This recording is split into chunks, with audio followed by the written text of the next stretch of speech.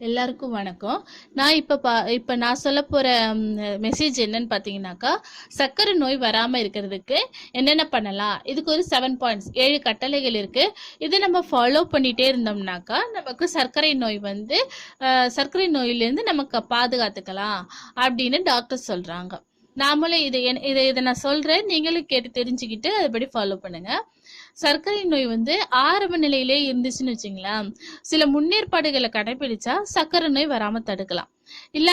இல்லைன்னு வச்சுங்களேன், 5 வருஷத்துக்குள்ள சர்க்கரை நோய் நமக்கு கண்டிப்பா வந்துடும். இதுக்கு ஒரு 7 பாயிண்ட்ஸ் இருக்கு, 7 கட்டளைகள் இருக்கு. அதை நம்ம ஃபாலோ பண்ணலாம். அது ஃபர்ஸ்ட் பாயிண்ட் என்னன்னு பாத்தீங்கன்னாக்கா, வாரத்திற்கு குறைஞ்சபட்சம் 3 நாளாவது 30 நிமிடம் கைய வீசி வேகமா நடக்கணும். இதனால் உடல்ல சேர சர்க்கரையோட அளவு குறையும். செகண்ட் பாயிண்ட் என்னன்னு பாத்தீங்கன்னாக்கா, சிகரெட் குடிப்பவங்களுக்கு வழக்கமா வரக்கூடிய நோயான இரத்த புற்றுநோய், இந்த நுரையீரல் புற்றுநோய், சுவாச கோளாறு, இதெல்லாம் சாதாரணமாவே சிகரெட் குடிப்பவங்க எல்லாருக்குமே வரும். இதுல இன்னொரு விஷயம் என்னன்னா, இதுல கூடுதலா சர்க்கரையோட அளவு ரத்தத்துல அதிகரிப்பதும் கண்டுபிடிக்கப்பட்டிருக்குது. இதனால நம்ம என்ன பண்ணணும்னாக்கா, சிகரெட் குடிக்கிறத கண்டிப்பா விடணும். தேர்ட் பாயிண்ட்ஸ் என்னன்னு பாத்தீங்கன்னாக்கா, பெரும்பாலானவங்க காலையில இருந்து சாயந்தரம் வரைக்கும் டிவி முன்னாடியே உட்கார்ந்துருப்பாங்க.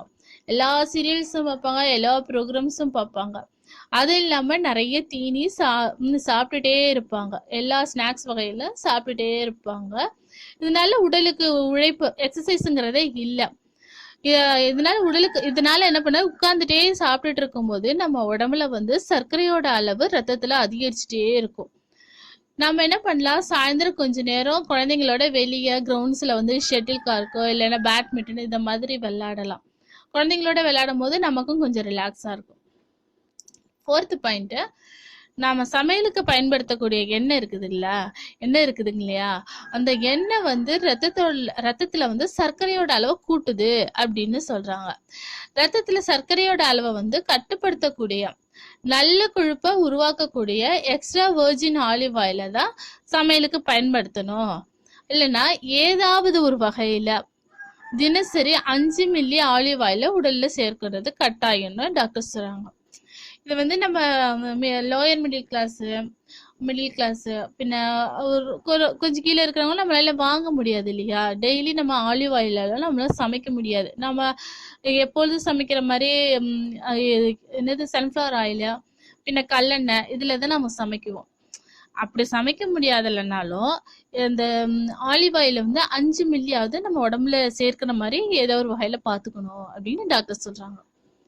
5 பாயிண்ட்ஸ் என்னன்னு பாத்தீங்கன்னா, அரிசி, சர்க்கரை, உப்பு, மைதா, சாதம், தேங்காய் பால், தயிர் ரொம்ப முக்கியம்.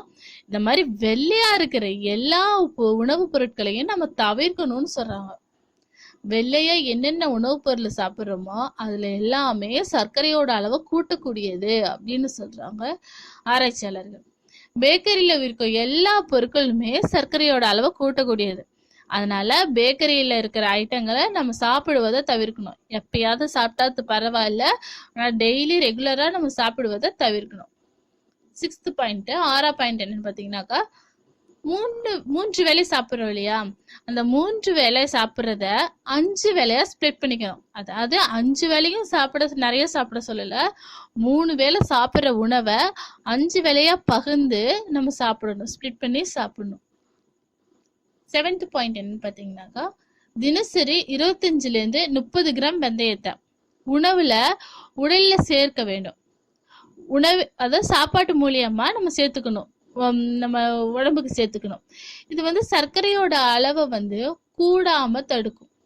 குளிர்ச்சியும் கூட வெந்தயம், வால்நட்டு, பாதாம் பருப்பு, கொஞ்சம் நிறைய காய்கறி எடுத்துக்கணும். அதுக்கு அடுத்ததா பப்பாளி, ஆரஞ்சு, ஆப்பிள், இது மாதிரி நிறைய ஃப்ரூட்ஸையும் நம்ம உணவுல சேர்த்துக்கலாம். இவையெல்லாம் கடைபிடித்தா சர்க்கரை நோய் வராது. இது கூடவே நிறைய எக்ஸசைஸும் நம்ம டெய்லி பண்ணிட்டே இருக்கணும். நம்ம 3 months ஒன்ஸ் இல்லைன்னா 6 months ஒன்ஸ் சர்க்கரை நோய் இருந்தாலும் இல்லைனாலும் செக் பண்ணிக்கணும், நமக்கு இருக்கா இல்லையான்னு. ஆரம்ப கட்டத்தில் இருக்கா, இன்கேஸ் அப்படி ஆரம்ப கட்டத்தில் இருந்துச்சுன்னா நம்ம செக் பண்ணி நமக்கு தெரிஞ்சிச்சுன்னா நம்ம டாக்டர்கிட்ட ஆலோசனை கேட்டு அதற்குள்ள மெடிசனை எடுத்துக்கலாம். இந்த மாதிரி மேலும் தகவல்களை தெரிந்து கொள்ள சப்ஸ்கிரைப் பட்டனை அழுத்தவும். தேங்க்யூ.